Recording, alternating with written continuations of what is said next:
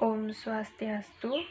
Perkenalkan, nama saya Lestari Indrawati dengan NIM 18170510046. Pada kesempatan kali ini saya akan menjelaskan submateri mengenai pengertian dan jenis pengungkapan. Yaitu secara konseptual, pengungkapan ini merupakan bagian integral dari pelaporan keuangan. Sedangkan secara teknis, pengungkapan ini merupakan salah satu langkah akhir dalam proses akuntansi, yaitu penyajian informasi dalam bentuk seperangkat penuh statement keuangan. Menurut Evans tahun 2003, dalam Suarjono tahun 2008, ini menyatakan bahwa pernyataan manajemen dalam surat kabar atau media massa lain serta informasi di luar ruang lingkup pelaporan keuangan tidak termasuk dalam pengertian pengungkapan. Di sisi lain, pengungkapan sering juga memaknai sebagai penyediaan informasi lebih dari apa yang dapat disampaikan dalam bentuk statement keuangan formal. Kemudian, menurut Riri dan Ghazali pada tahun 2007 ini, terdapat dua jenis pengungkapan, yaitu pengungkapan wajib dan pengungkapan sukarela. Pada pengungkapan wajib ini adalah pengungkapan informasi yang dinyatakan oleh peraturan yang ditetapkan oleh suatu badan otoriter. Setiap perusahaan wajib menyampaikan laporan keuangannya kepada publik. Pengungkapan wajib digunakan untuk mencegah pemakai laporan keuangan dari informasi yang menyesatkan. Kemudian jenis pengungkapan yang kedua yaitu pengungkapan sukarela. Pada pengungkapan sukarela ini adalah pengungkapan informasi yang tidak diharuskan oleh peraturan yang ditetapkan tetapi diungkapkan oleh entitas karena dianggap relevan dengan kebutuhan penggunanya. Pengungkapan sukarela menjadi salah satu cara untuk meningkatkan kualitas laporan keuangan perusahaan sehingga membantu para investor untuk memahami strategis bisnis perusahaan dan meningkatkan kepercayaan investor untuk berinvestasi. Baik, sekian materi yang dapat saya sampaikan. Saya tutup dengan Paramesanti. Selanjutnya akan dijelaskan oleh teman saya. Om Santi Santi Santi Om. Baik, perkenalkan, nama saya Lugiantini Putri dengan NIM 1044. Di sini saya akan melanjutkan materi mengenai pengguna laporan keuangan. Pengguna laporan keuangan ini dapat dibagi menjadi dua bagian. Yang pertama ada pengguna laporan keuangan pihak internal dan pengguna laporan keuangan pihak eksternal. Yang pertama, pengguna laporan keuangan pihak eksternal. Pengguna pihak eksternal ini biasanya menggunakan laporan keuangan untuk mengambil sebuah keputusan. Beberapa cara pengguna pihak internal menggunakan informasi laporan keuangan dengan cara menilai bagaimana manajemen bertanggung jawab atas pengelolaan sumber daya perusahaan, membentuk keputusan tentang kapan harus meminjam atau menginvestasikan sumber daya perusahaan, dan membentuk keputusan ekspansi atau perampingan. Ada tiga pihak internal yang menggunakan laporan keuangan perusahaan. Yang pertama ada pemilik. Pemilik menjadi seorang yang paling tertarik pada laporan keuangan, tidak hanya karena kepentingannya dalam melihat laba, melainkan juga informasi jumlah keuangan yang dimiliki oleh pendapatan pribadi. Pemilik ingin tahu seberapa banyak modal yang dibutuhkan bisnis untuk menghasilkan pendapatan penjualan. Yang kedua ada manajemen perusahaan. Manajemen perusahaan adalah pengguna pertama dan terutama dari laporan keuangan. Meskipun mereka orang-orang yang menyiapkan laporan keuangan, tetapi mereka juga sambil mempertimbangkan kemajuan dan pertumbuhan perusahaan tersebut. Manajemen perusahaan melihat laporan keuangan dari perspektif likuiditas, profitabilitas, arus kas, aset dan kewajiban, saldo kas, persyaratan dana, utang yang harus dibayar, pembiayaan proyek, dan berbagai kegiatan operasional lainnya. Yang terakhir ada karyawan. Karyawan melihat laporan keuangan perusahaan dari berbagai sudut pandang. Mereka ingin tahu apakah perusahaan memberi bonus atau kenaikan gaji yang tergantung pada kinerja keuangan perusahaan. Dan juga mereka ingin memiliki pemahaman yang mendalam tentang bisnis dan situasi industri saat ini yang dapat dilihat dari laporan keuangan. Perusahaan juga kadangkala melibatkan karyawan dalam mengambil sebuah keputusan. Oleh karena itu, karyawan dapat mengetahui dan memahami keuangan perusahaan dari laporan keuangan tersebut. Selanjutnya, pengguna laporan keuangan pihak eksternal. Pengguna laporan keuangan pihak eksternal ini terbagi atas 10 kelompok yang masing-masing memiliki tujuan dan minat yang berbeda. Pengguna laporan keuangan pihak eksternal yang pertama adalah investor.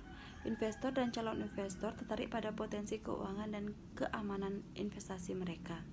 Laba di masa yang akan datang dapat diperkirakan dari kinerja laporan keuangan perusahaan yang lalu, khususnya laporan laba rugi. Investor juga memerlukan informasi keuangan untuk membuat keputusan tentang apa yang harus dilakukan dengan investasi mereka.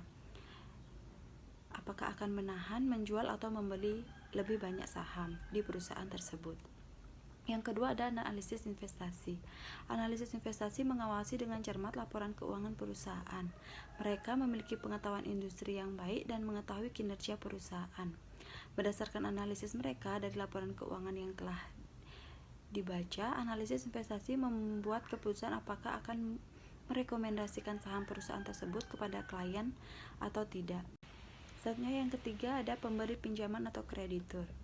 Pemberi pinjaman seperti bank tradisional, lembaga keuangan, kreditor ingin memeriksa kemampuan perusahaan untuk membayar hutang.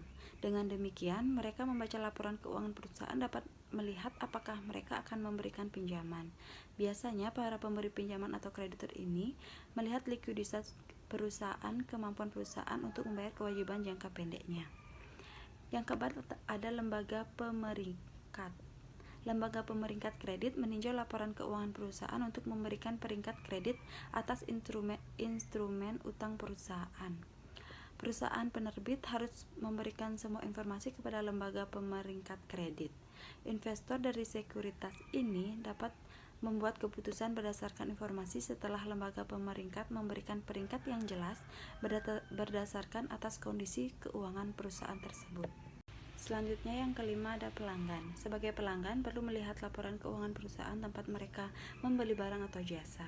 Klien besar ingin memiliki kemitraan jangka panjang atau kontrak dengan perusahaan sehingga mereka ingin bekerja sama dengan perusahaan yang stabil secara finansial. Lebih lanjut lagi, biasanya perusahaan yang kuat secara finansial dapat menyediakan pelanggan dengan penjualan kredit dan dapat memberikan produk dan layanan dengan harga diskon. Selanjutnya yang keenam ada kompetitor. Kompetitor ingin mengetahui status keuangan perusahaan yang bersaing. Mereka ingin mempertahankan keunggulan kompetitif pada pesaing mereka dan karenanya ingin mengetahui kesehatan keuangan perusahaan lain atau pesaingnya. Selanjutnya yang ketujuh ada pemasok.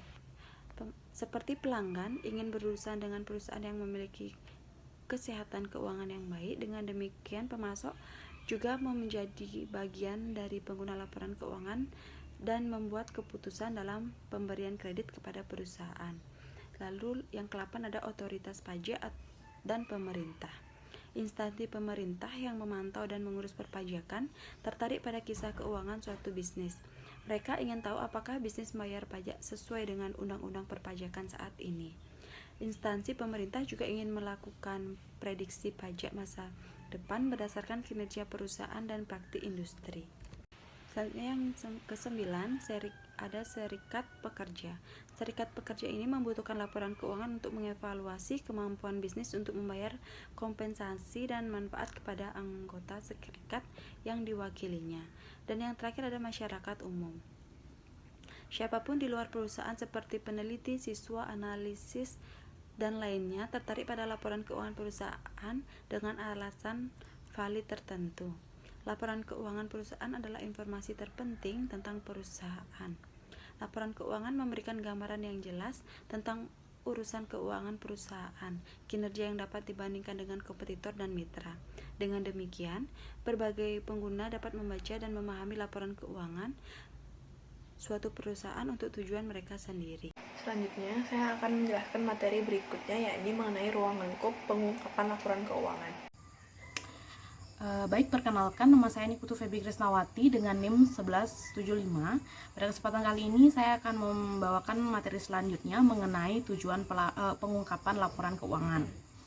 Nah, tujuan pengungkapan laporan keuangan yakni menyajikan laporan keuangan yang dipandang perlu untuk mencapai tujuan pelaporan keuangan serta untuk melayani berbagai pihak yang mempunyai kepentingan yang berbeda-beda. Nah, pengungkapan ini diwajibkan untuk tujuan, ada 3 tujuan, yaitu yang pertama adalah tujuan melindungi, kemudian yang kedua adalah tujuan informatif, dan yang ketiga adalah tujuan melayani kebutuhan khusus. Baik, kita langsung saja membahas mengenai tujuan pertama, yakni tujuan melindungi. Nah, tujuan melindungi ini dilandasi oleh gagasan bahwa tidak semua pemakai cukup hebat.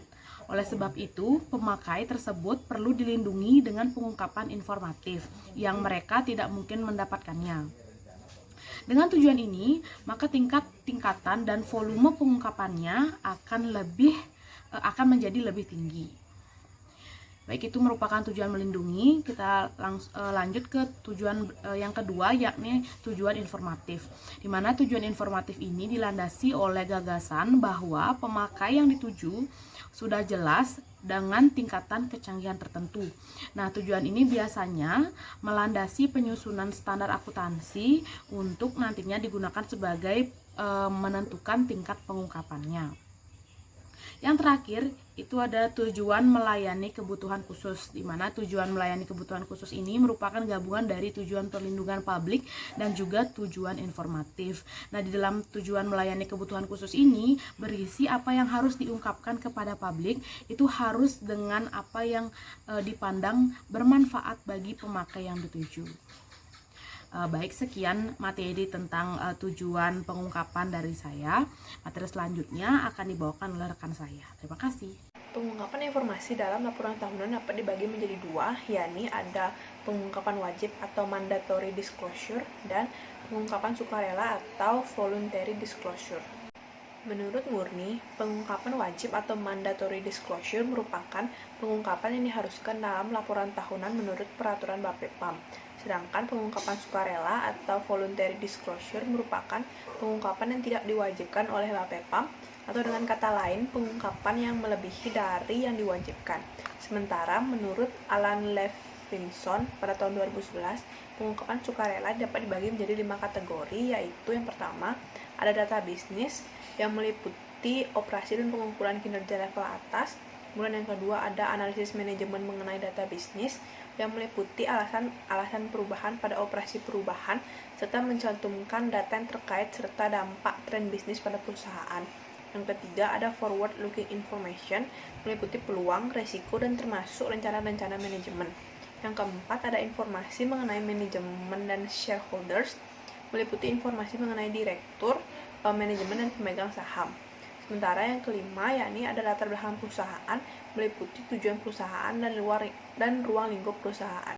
Sementara pada penelitian milik Purnomo Sidi pada tahun 2006 mengungkapkan bahwa suatu framework untuk kepentingan pengungkapan sukarela berdasarkan informasi yang dibutuhkan investor yang didasari oleh laporan Jenikin atau AICPA pada tahun 1994, yaitu ada data keuangan dan non-keuangan, ada analisis data keuangan dan non-keuangan, ada informasi yang berorientasi pada masa depan, ada informasi tentang manajer dan pihak-pihak lain yang berkepentingan terhadap perusahaan, ada latar belakang perusahaan, dan yang terakhir ada dimensi modal intelektual. Menurut PSAK nomor 1 ayat 74, informasi mengenai manajemen dan shareholders yang meliputi susunan nama anggota direksi dan komisaris merupakan mandatory disclosure atau pengungkapan wajib. Begitu pula halnya dengan latar belakang perusahaan yang meliputi tujuan perusahaan dan bidang usaha utama perusahaan merupakan mandatory disclosure atau pengungkapan wajib. Apabila sebuah perusahaan memberikan pengungkapan wajib dan pengungkapan sukarela secara sekaligus, berarti perusahaan tersebut memberikan pengungkapan secara penuh atau full disclosure, di mana pengungkapan penuh atau full disclosure ini harus mengungkapkan yang pertama ada prinsip pengungkapan penuh, yaitu peningkatan persyaratan pelaporan dan pengungkapan diferensial. Yang kedua ada catatan atas laporan keuangan mengenai kebijakan akuntansi dan catatan-catatan umum. Yang ketiga ada masalah pengungkapan yang terdiri dari pengungkapan transaksi atau peristiwa khusus, peristiwa selain tanggal neraca, perusahaan yang terdiversifikasi, dan laporan intern. Yang keempat ada laporan auditor dan manajemen, dan yang terakhir ada masalah pelaporan masa berjalan, yaitu pelaporan tentang penjualan dan proyeksi, pelaporan keuangan melalui internet untuk pilihan akuntansi dan pelaporan. Baik, sekian dari pemaparan materi yang dapat saya jelaskan. Jika ada kesalahan kata, saya mohon maaf dan saya berikan waktunya untuk materi selanjutnya. Terima kasih. Perkenalkan, nama saya Afirisi dengan NIM 1817051037. Pada kesempatan kali ini saya akan melanjutkan presentasi dari kelompok kami, di mana saya akan menjelaskan mengenai metode pengungkapan. Nah, metode pengungkapan ini berkaitan dengan masalah bagaimana secara teknis informasi disajikan kepada pemakai dalam satu perangkat statement keuangan beserta informasi lain yang terpaut. Metode ini biasanya ditentukan secara spesifik dalam standar akuntansi atau peraturan lain. Informasi dapat disajikan dalam pelaporan keuangan sebagai antara lain, yaitu pertama post statement keuangan, catatan kaki, penggunaan istilah teknis atau terminologi, penjelasan dalam kurung, lampiran, penjelasan auditor dalam laporan auditor, dan komunikasi manajemen dalam bentuk surat atau pernyataan resmi. Pengungkapan melibatkan keseluruhan proses pelaporan. Namun, ada beberapa metode yang berbeda-beda dalam mengungkapkan informasi yang dianggap penting di sini. Metode umum yang biasa digunakan untuk mengungkapkan informasi yang ada dalam laporan keuangan itu biasa diklasifikasikan sebagai berikut. Yang pertama itu ada bentuk dan susunan laporan yang formal. Informasi yang paling relevan dan signifikan yang harus selalu tampil dalam tubuh utama satu sama atau lebih laporan keuangan jika memang mungkin untuk mencantumkannya di sana. Aktiva dan kewajiban serta dampak yang ditimbulkan pada laba bersih dan ekuitas pemegang saham harus diungkapkan dalam laporan, begitu transaksi dan perubahan lainnya dapat diukur dengan andal dan dengan derajat akurasi yang wajar. Bentuk dan susunan laporan formal berupa yang pertama adalah laporan posisi keuangan atau neraca, yang kedua kemudian adalah laporan arus kas, kemudian ada laporan perubahan modal, dan yang terakhir itu catatan atas laporan keuangan atau CALK. Nah, bentuk dan susunan formal dan dapat diubah secara efektif untuk menampilkan jenis informasi tertentu yang tidak dengan mudah diungkapkan dalam laporan tradisional. Nah, laporan-laporan ini ada 3. Yang pertama adalah laporan posisi keuangan atau neraca. Dalam laporan posisi keuangan atau neraca ini, hubungan-hubungan yang relevan dapat diungkapkan dengan mengatur kembali klasifikasi yang mendasar. Laporan yang kedua itu yaitu laporan laba rugi. Dalam laporan laba rugi, bentuk penyajian yang berlainan dapat menekankan konsep laba yang berbeda atau penafsiran data yang berbeda. Yang ketiga yaitu laporan arus kas. Nah, dalam laporan arus kas ini, khususnya jika klasifikasi yang relevan dilakukan dengan hati-hati, misalnya klasifikasi pengeluaran kas lebih relevan untuk keperluan prediktif jika pengeluaran itu dikelompokkan menurut perilaku fungsionalnya seperti karakteristik tetap dan juga variabel. Nah, untuk metode yang kedua, yaitu metode terminologi dan penyajian yang terinci. Pemilihan seberapa banyak informasi yang harus disajikan dan pos-pos mana yang harus disajikan secara terpisah, itu tergantung pada tujuan laporan dan materialitas pos tersebut. Keringkasan adalah tujuan yang ingin dicapai dalam laporan keuangan. Tetapi pengungkapan secara tepat informasi terinci harus didahulukan jika hal itu diperlukan, agar nantinya laporan keuangan itu bernilai bagi pengambilan keputusan. Nah, sekian yang dapat saya sampaikan. Untuk metode pengungkapan selanjutnya akan dijelaskan oleh rekan saya. Saya ucapkan terima kasih. Om Swastiastu. Baik, di sini saya akan melanjutkan materi presentasi, yaitu yang ketiga ada informasi sisipan. Informasi yang paling signifikan harus disajikan dalam tumbuhan laporan keuangan, bukan dalam catatan kaki atau perlengkapan.